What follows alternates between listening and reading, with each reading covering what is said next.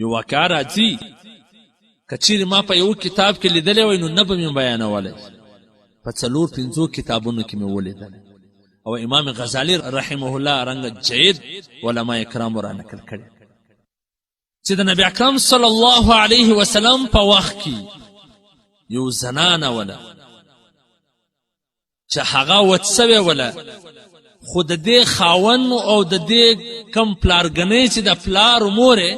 هغه داسې نږدې سره اوسېدل، یا یو غر و یا یو پله و یا یو 2 چته منزل و، لوړ خاون او دغه زنانه اوسېدله، لاندې چې کوم ولو هغه د دې پلار مور دا اوسېدله، خو خاون یې په سفر باندې کلی و دغه زنانې ته یې وویله چې در کور به نه وځې، دا چې ټوله سامان مې درته برابر کړه، دا ټوله د خوراک او هر انتظام چې دی په کور کې برابر کړي، د دغه چوکاټ څخه به د بنې پښه نیږدې خاوند ولاړ شي. نو هغه وخت کې خو ټلفونونه نه وله، موبایلونه نه وله چې د خاوند سره حال په نیولې ولای. نو د دغه زنانې پلار نه جوړه سو، هغه داسې کورونه بلډینګونه لیفټ خو هم نه و چې پلار یې ورخېژولی ولای، نو پلار خو لوړ ورختی نه سو، او زنانې ته خاوند ویلي دي چې در کوره به وځې نه، دا پریشان. حالانکې دغه زنانه پټه هم راکللی سوله، دغه زنانه د په شپه ونه راکللی سوله، د دې مور پلار خو د دې خاوند ته نه ویله، لیکن د دې په ذهن کې دا خبره وله چې زما خاوند زه منع کړی یم او زه که ووځمه زما خاوند خو نه راخبرېږي، لیکن د هغه رب خو ما ویني، دا حکم خو د رب دی چې د خاوند اطاعت وکړي،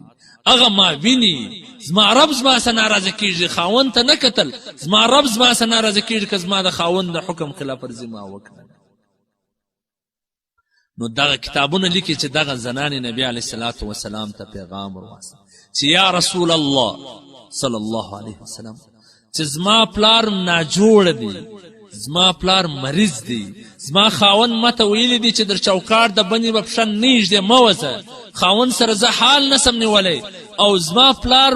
حق لري چې زه پوښتنه پر وکړمه، که چیرې ته ماته اجازت راکړې نو ستا اجازت خو به ډېر غوره وي او ډېر معتبره دی، نو زه به د دا پلار عیادت له ورسم، پوښتنه به وکړم.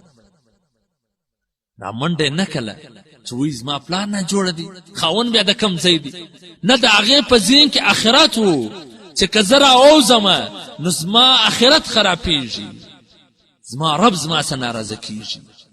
زما پیغمبر زما سره ناراضه کېږي. بېتابع نه وکړه. نبی علیه الصلاة وسلام ورته وفرمایله چې د خپل خاوند خبره ومنه، د کوره څه مه راوځه. په دغه نه جوړې کې پلار مړ سو، دغه زنانې رامنډه نه کله،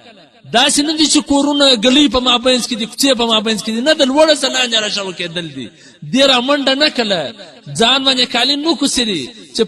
پلار مې مړ دی زه خاوند څه کومه، دا نه وویله. د دې په ذهن کې آخرت و، د دې په ذهن کې خپل رب و، د دې په ذهن کې د خپل پیغمبر خبرې ولې چې د خاوند اطاعت به کوي، نو د خاوند خبره منلې وله، د کوره نه راووتله. بیا نبی علیه الصلاة وسلام ته پیغام ورواستاوه چې یا رسول الله صلی الله علیه وسلم زما پلار خو وفات شو، که ستا اجازت وي زه به یار ورسم صرف به دی وګورمه. منډه یې نه کله. نبی علیه الصلاة وسلام ورته پیغام راولېږي چې د خپل خاوند خبره ومنه، چې ستا خاوند تا ته ویلي دي چې د چوکاټ څخه د بنې پښه مه ایږده. دغه زنانې د خپل خاوند خبره ومنله، د پلار هغه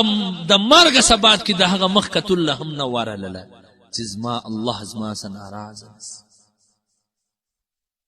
نبی علیه الصلاة وسلام چې کله هغه پټ کی د دفن څخه فارغ سو، نو رالی و هغه زنانې ته پیغام راواستوي چې ورسه هغه ښځې ته ووایه چې ستا د پابندي د وجې سه، ستا د خاوند د خبرو د منلو د وجې سه، ستا د اطاعت د وجې سه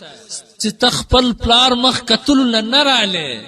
د خپل خاوند خبره دې ومنله، لکه پټه د شپې هم راکللی سوله، که راغلی وای هم خاوند نه په خبرې دی، لیکن د دې مخ ته د الله رضا وله، وای د دغه پابندي د وجې سه الله جل جلاله ستا د پلار بخشش. څومره غټه خبره ده دغه زنانې که دغه پلار مخ لیدلی وي دومره ګټه خو نه وله لکه د دې د پلار بخشش چې اوس و پر ځای د دوزخ جنت ورته میلاو. نو خو ځکه دغه ښځو ته دنیا جنت و، ځکه د دغه ښځو د خاوند سره مینه محبت ولو، ځکه خاوند پر دې باندې مهربانه و، ځکه دغه زنانو ته دغه خپل کور جنت و، سکون آرام راحت و پکې چې د خپل خاوند یې دومره اطاعت کاوی، دومره خبره منله چې د پلار مخ کتلو له هم نه ولاړه، په پټه نه ولاړه. نن کې خاوند به نه وی خبر سوی، خو بیا هم د دې و مخ ته دا خبره وله چې زما رب ناراضه کېږي.